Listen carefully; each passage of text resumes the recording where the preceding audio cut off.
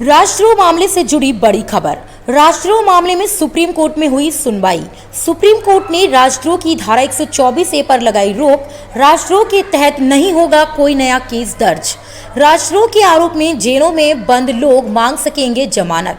Court ने केंद्र और राज्यों को दी है धारा 124A के पुनर्निरीक्षण की इजाजत। आपको बता दें कि सुप्रीम कोर्ट में राष्ट्रद्रोह मामले में सुनवाई हुई। राष्ट्रद्रोह मामले की सुनवाई करते हुए सुप्रीम कोर्ट ने बुधवार को महत्वपूर्ण फैसला सुनाते हुए राष्ट्रद्रोह कानून की धारा 124A पर रोक लगा दी है। शीर्ष कोर्ट ने इसके तहत दायर सभी लंबित मामलों पर भी रोक लगा दी गई है। सुप्रीम कोर्ट ने कानून पर केंद्र सरकार को पुनर्विचार करने का निर्देश दिया है।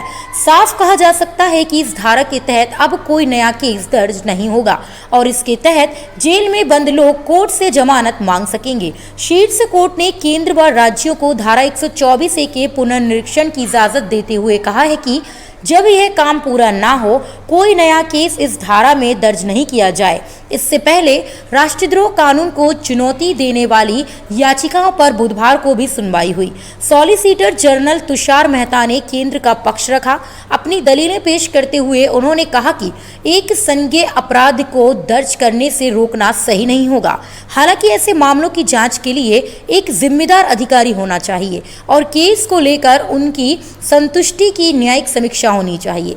उन्होंने शीर्ष कोर्ट से कहा है कि जहां तक देशद्रोह के विचाराधीन मामलों का सवाल है, हर केस की गंभीरता अलग होती है।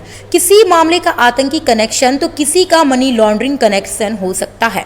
अंततः लंबित केस अदालतों के समक्ष विचाराधीन होते हैं और हमें कोर्ट पर भरोसा करना चाहिए। केंद्र सरकार की ओर से साफ तौर पर कहा गया है कि राष्ट्रद्रोह के प्रावधानों पर रोक का कोई भी आदेश पारित करना अनुचित होगा। इन्हें संविधान पीठ ने कायम रखा है। आपको बता दें कि धारा 124 देशद्रोह का या राष्ट्रद्रोह को अपराध मानती है।